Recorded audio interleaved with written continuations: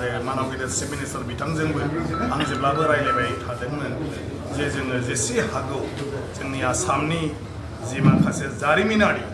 माने लंथाइ खुलिफोर दं आरो माखासे जोंनि गोसोखां नेरसोनफोर दं बायखोन्दा नेरसोनफोर दं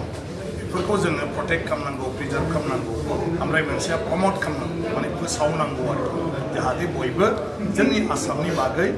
मोनथियो आरो जोङो जेब्लायबो खालि आहमनि पिरियडखौल'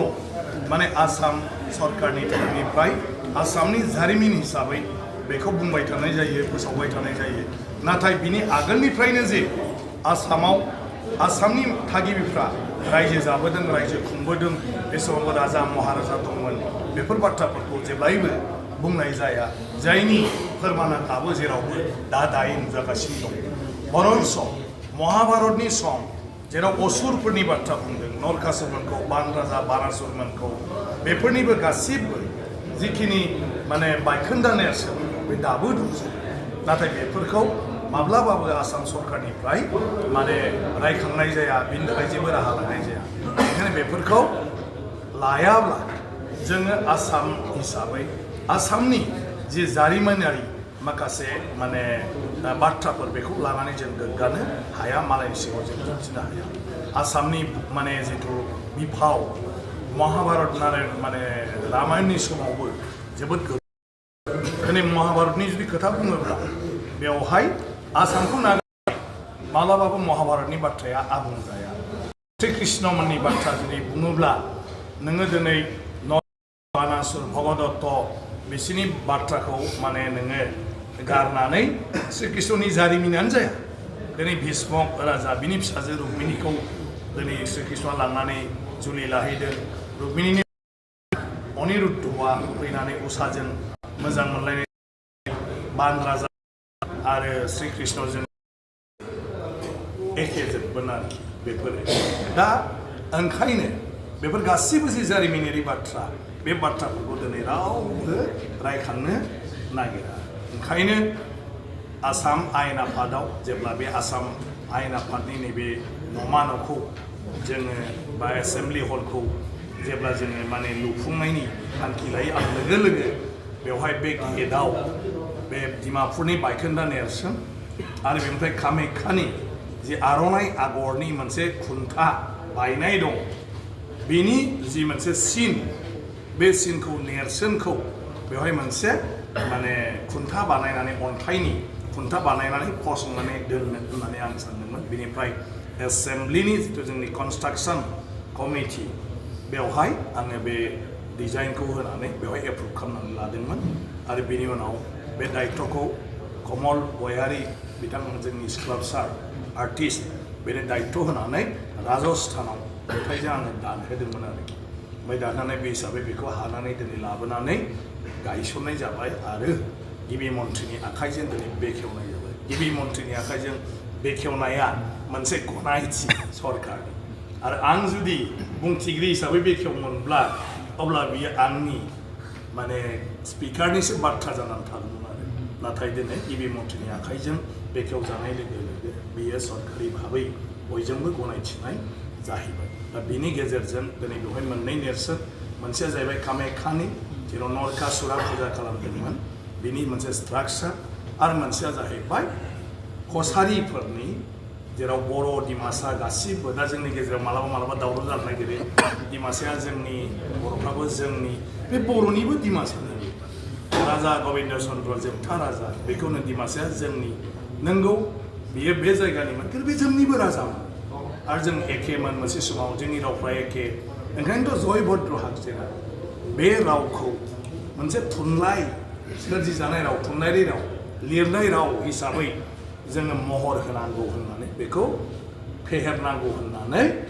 सतीश बसुमतारी मानवगिरि बिथांमोनजों ज' लोगो नांनानै बर' थुनलाइ आफादखौ बासुगाव जोनोम होदोंमोन 1950 बे समाव खुनु डिमासा बर' बायदिसिनानि बाथ्रा गैयामोन आरो बे समाव बर' रावा गासिबो एखे बबावबा सानजारि बबावबा दैखं खोलारि बबावबा गवालपारा बबावबा डिमासा बबावबा माने नोङो लालुं बे गासिबोफ्रानो गार' राभा दा बयनिबो रावानो बे समाव डाइलेक्ट हिसाबै थारमाने एखेद्राय नङा खिन्थु बयबो बुजिलायजोबोमोन आरोखि ओंखायनो बेवहाय कसारिनि राव हिसाबै बड' राव बड'आ जाहैबाय बयखौबो बोजोबो बड' माने बर' नङा बर'फ्राबो बांद्राय दुगा खालामनानै बड'खौ गावल' होननानै बुंनो नागिरो बर' माने बड' नङा बड' माने कसारिल' नङा त्रिपुरानि जि बर'फोर कल बर' रायलायग्रा बिसोरबो बड' ग्रुप्स आरो बे जाहैबाय जों लिंगुइस्टिक ग्रुप बड' रावारिफोर जों गासिबो गतिके बड'आ कसारि आरो त्रिपुरा सानिबो सायाव आरोखि बांलादेशनि नेपालनि मेचेफोर गासिबो बेखौ बोनजोबो बड' सोदोबा बड'नि उनावसो जों कसारि त्रिपुरासा बेबायदि जाफैदों आरो कसारिनि उनावसो त्रिपुरासानि उनावसो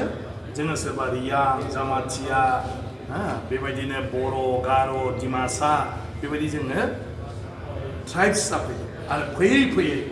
बर' आरो राभानिफ्राय दिनै माखासे सर'निया जोनोम मोनदों बे जाहैबाय समजों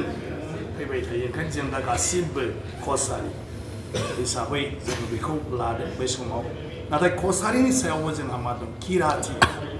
माने जोंनि बान राजा नरकासुर भीष्मक राजा बे गासैखौबो किराति होननाय जायो आरो बे समनि किराति हारिया जाहैबाय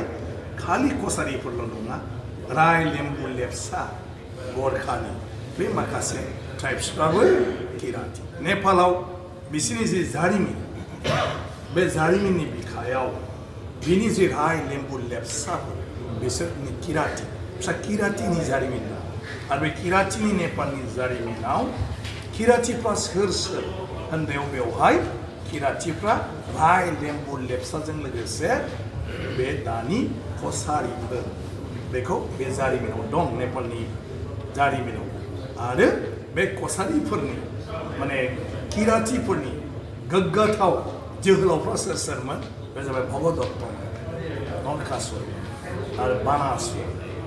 दा बेबायदि आरो न' दाउट जोंनि महाभारतआव बिसोरनि थैनायनि जाहोनफोरखौ बिसोरनि माखासे गाज्रि खामानि गाज्रि आखु सोरखौबा खस्थ' होनाय बेखौ दिन्थियो